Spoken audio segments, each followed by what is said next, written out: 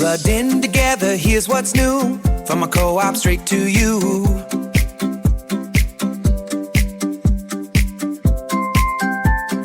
Helpful info to keep you in the loop. Welcome back to In the Loop. Today we're celebrating Small Business Month, and I'm really excited about this conversation because small businesses are truly the heartbeat of our local communities.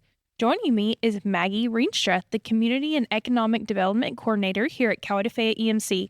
Maggie, thank you so much for being here today. Thank you for having me. For listeners who may not be familiar, can you start by telling us a little bit about your role here at Coweta-Fayette? Sure.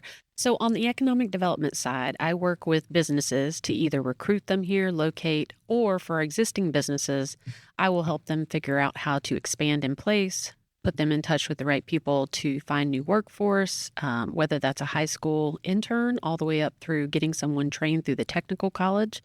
And I do that with all of my partners, either locally or regionally.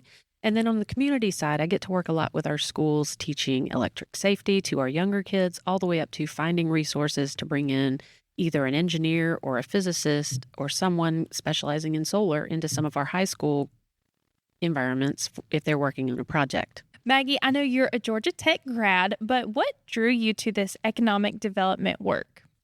Yeah, so I am very comfortable in a plant setting and a manufacturing setting, but I also minored in economics, and I really enjoy business. And the thing about economic development that drew me in was that I saw that it would give me the ability to use my technical background and my business know-how to improve people's lives, whether that's helping them find a job, helping communities improve, bringing resources to the table for someone who might need a specific resource.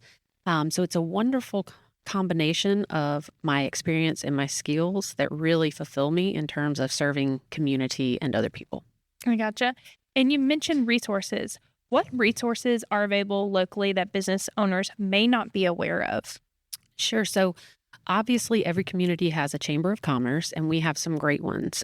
But within our territory, in our region, there are affinity groups. So if someone is in food service or nonprofit or a manufacturing facility, even if they are the safety coordinator for their location, the chambers in our area have affinity groups so that they can get resources, hear from other experts, and then network with people of the same work in their region.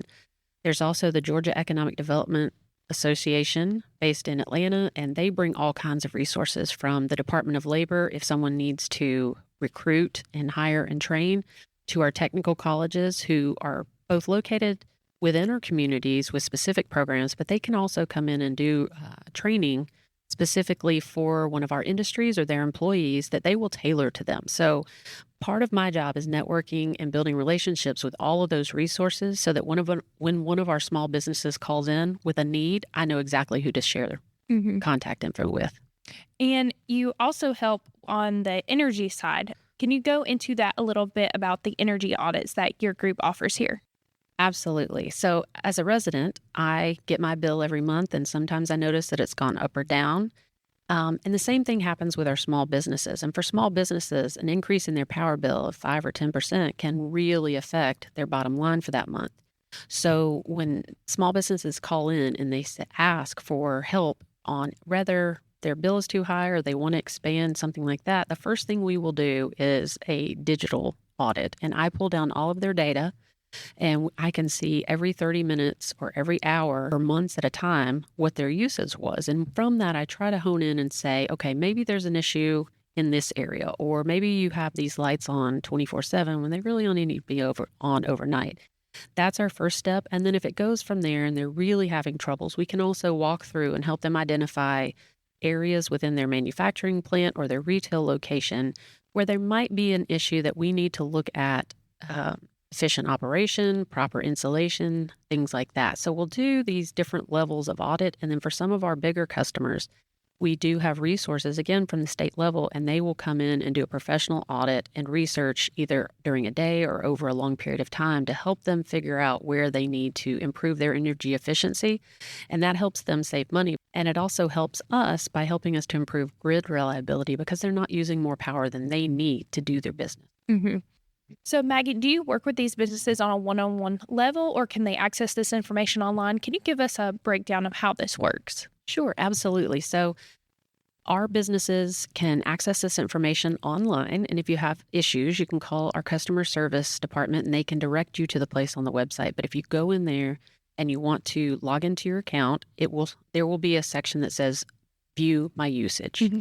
Once you go in there and have a login as a commercial member, you can see your usage data for today, for the last week, for the last month, and you can put in these specific areas of time and analyze that data first. For some of our members, that is enough to explain to them what might be off, and they can fix it themselves. But again, if they have any questions, they can certainly call in for some more help.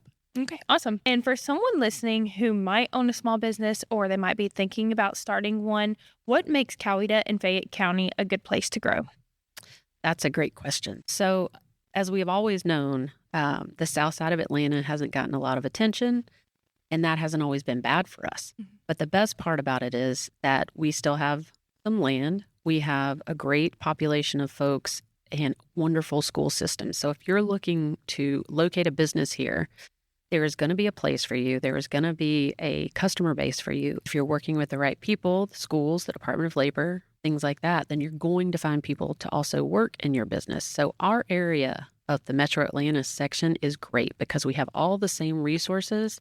We're close enough to the city if you need it, but we're also much quieter, much spread out, and the people are so kind. So there's a lot that goes into starting a business, but let's talk about why is reliable power so important for a business? Yes. So there's nothing that can be done anymore without electricity. We all know that. We all have multiple devices in our homes. We all have air conditioning, certainly in this area. But so many of our businesses in this area and across the country have become online only. Mm-hmm. And if they're not online only, they definitely have an online presence. So power and the grid infrastructure is critical to just about every business being able to grow. And so that's why we all kind of work together in Georgia to ensure that the grid is growing and being maintained and enlarged for everyone in our area. And we do that because of our small businesses. They're the dominant business form in Georgia. Mm-hmm. So they employ the largest percentage of Georgians. That brings jobs. Those jobs allow our citizens to pay for their home, for schooling, for food, and all of that makes the community better. And as a not-for-profit member-owned cooperative, of our 7 cooperative principles, the one I focus on every day is concern for community. So if the grid infrastructure, reliable power aren't there for our small businesses, that affects everything from education to roads to be able to buy your family a home or food. Right. That's exactly right. Well, thank you so much, Maggie, for joining me on the podcast today. And to our listeners, happy Small Business Month. And if you're a small business, please visit the show notes of this episode where we will have links of all the resources that Maggie mentioned. Get out there and support the businesses that make our communities thrive. I'm Taylor. Thank you for listening to In the Loop, and we'll see you next time. Helpful info to keep you in the loop.